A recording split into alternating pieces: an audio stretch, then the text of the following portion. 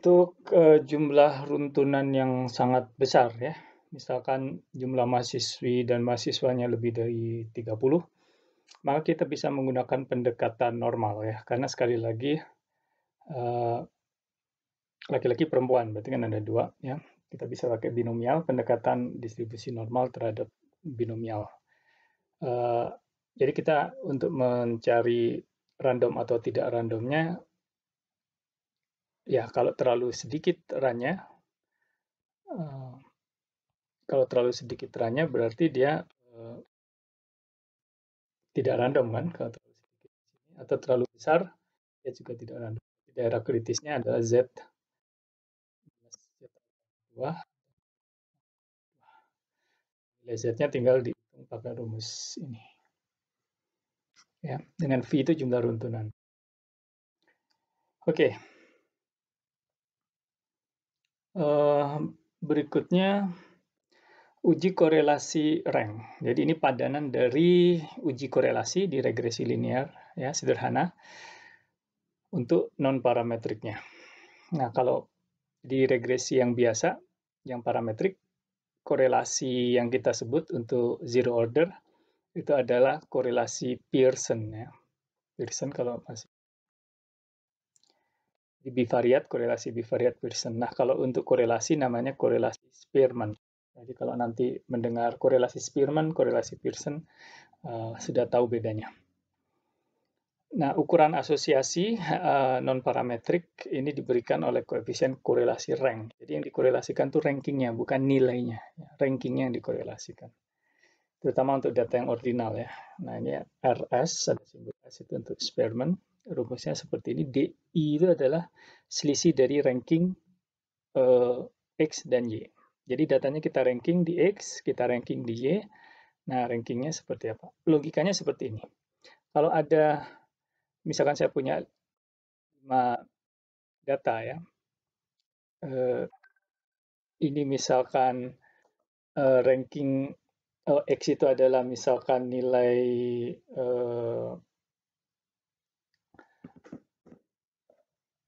UTS ya, kemudian kita ranking dari yang paling kecil sampai yang paling besar, misalkan ya, mahasiswa pertama paling kecil, mahasiswa kedua terbesar ke kecil, keempat yang terbesar adalah mahasiswa nomor 5.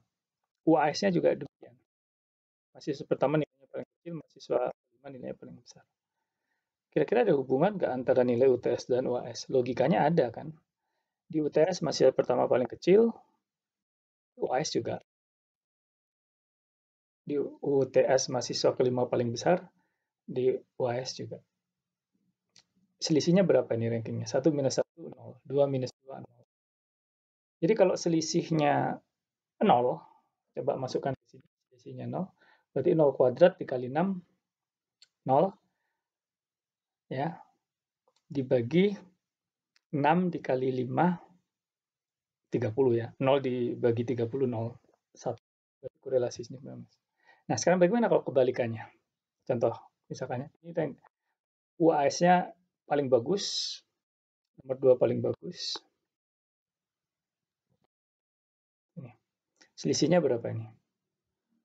Ya. Selisihnya di sini 4, 2, 0, minus 2, minus 4. Ya.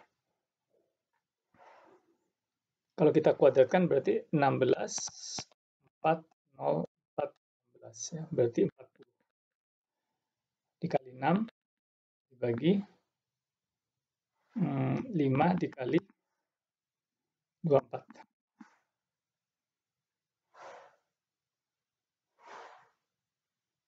Ya. Berarti sama dengan berapa?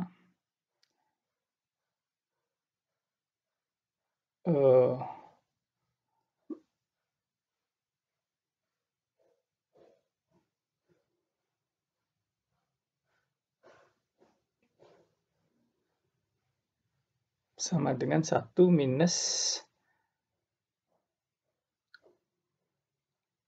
6, sekitar 240 bagi 120 ya. Berarti sama dengan berapa? 2 ya. Berarti 1 Nah, korelasinya -1, sempurna dan terbalik ya. Oke, jadi itu logik dari korelasi Spearman ya. Nah, sekarang pertanyaannya tentu saja ini contoh ekstrim ya. Kalau di yang lain misalkan korelasinya S 0,134 atau 0,637. Pertanyaannya ini signifikan atau tidak berbeda dari 0. Nah, ini bisa dilihat dari buku Walpole Appendix A21. Ini nanti seperti ini contoh tabelnya. Nah, kita lihat nih untuk data yang lebih masuk akal. Kita lihat dia ranking berapa. Ya, di sini UTS-nya kita ranking, berarti yang paling jelek itu ranking 1 ya, atau yang paling bagus dulu. Yang paling bagus saja ya, berarti ranking 1, kemudian ranking 2, ranking 3, ranking 4, ranking 5, ranking 6, ranking 7, ranking 8, ranking 9 ya. Kalau yang UAS-nya, berarti yang paling bagus ranking 1, ranking 2-nya ini, ranking 3, ranking 4-nya ada 2, 7878, berarti 4,5. Kemudian ranking 6-nya, ranking 6, ranking 7, ranking 8, ranking 9. Nah, si mahasiswa kedua dari paling bagus jadi paling jelek. Nah, sekarang selisihnya berapa? Nggak masalah mau UTS dikurangi UAS atau UAS dikurangi UTS, karena nanti toh dikuadratkan ya. Berarti ini selisihnya 0, minus 8, 1, 0, 0,5, minus 2,5, 6, 2, 1. Nah, ini kalau dikuadratkan, ya, 0, 64, 1, 0, 0,25, 6, bukan 6,25, 2,5 kali 2,5, ya 6,25, 3641, begitu berarti 112,5. Nah, terus kalian masukkan rumus tadi, ya berarti 1 minus 6 dikali 9 dikali 9 kuadrat minus 1, 81 minus 1, 80 ya, dikali 112, 1 minus 675, itu hasilnya yang pasti lebih dari 0,05. Nah, karena p-value lebih besar dari 0,05, maka terima H. Terima H0. Terima H0 artinya tidak cukup bukti untuk mengatakan ada hubungan. Berarti tidak ada hubungan. Ya, sekilas kita lihat cukup aneh juga. Di UTS-nya paling bagus, UAS-nya paling jelek. Jadi ini p-value-nya lebih besar, bukan p-value-nya, korelasinya lebih besar dari 0,0. Maaf, ini saya salah ya. Ini bukan p-value, ini korelasi. Ini RS ya.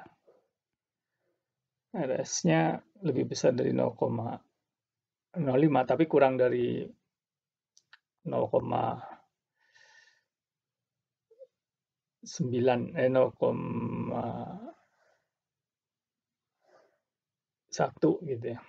Ini saya ganti saja. RS kurang dari 0,1, cukup kecil korelasinya. Ya. Kalau kita lihat di tabel sebelumnya, untuk N-nya berapa tadi? 9 ya.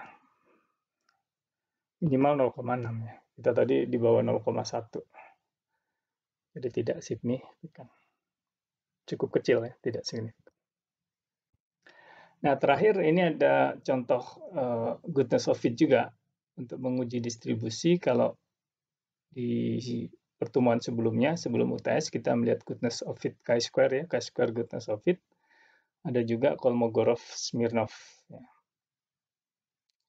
Tapi nggak harus normal sih, dia bisa distribusi apapun ya. Ini contoh saja data distribusi normal. Nah, jadi bisa jadi seperti ini, dia pakai statistik Kolmogorov, ini D. Dia membandingkan antara SX, nilai CDF, ya, cumulative distribution function, masih ingat? Di statistika 1, ini nilai CDF pada X. Jadi dia ranking. Data ke-1, data kedua, data ketiga, data keempat, data kelima. Nah, jadi kalau dia mengikuti normal, ya, data ke-1 itu kumulatifnya berapa? Normal itu kan kumulatifnya seperti ini. Nanti dia dibandingkan selisih antara kumulatif, kalau ini teoritis ya, kumulatif teoritis. Kalau kenyataannya dia kan pakai fungsi tangga. Ya, fungsi tangga. Jadi pengamat ini proporsi ya. Proporsi. Ya, jadi kalau kita punya 100, data pertama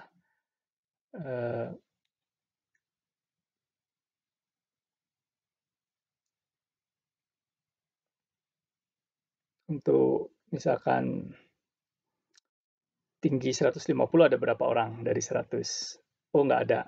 Lebih dari 151 orang. Berarti di 151 dia naik 0,01. Di 155 ada 5 orang. Berarti dia naik di 0,04. Gitu saja ya. Jadi semacam fungsi tangga. Jadi puncaknya ada di 191. Misalkan nggak ada yang lebih tinggi dari 191. Berarti di sini udah 100%. Tangganya udah. Nah, kalau dia normal, nah distribusi kumulatifnya dengan mu let's say 175 sigma 20 seperti apa? Teoritis. Nah, selisih antara kurva teoritis dengan kurva tangga datanya, data empirisnya, itu adalah statistik D. Selisih yang paling besar. Nah, jika D-nya melewati D kritis, maka dia tidak normal. Tetapi jika D-nya tidak melewati D kritis, maka dia normal. Tidak harus normal sih, distribusi yang kita hipotesiskan. Nah, ini di Walpole nggak ada, ya, tapi di software-software statistik cukup banyak ya. Mungkin saya bisa tunjukkan contohnya. Kalau di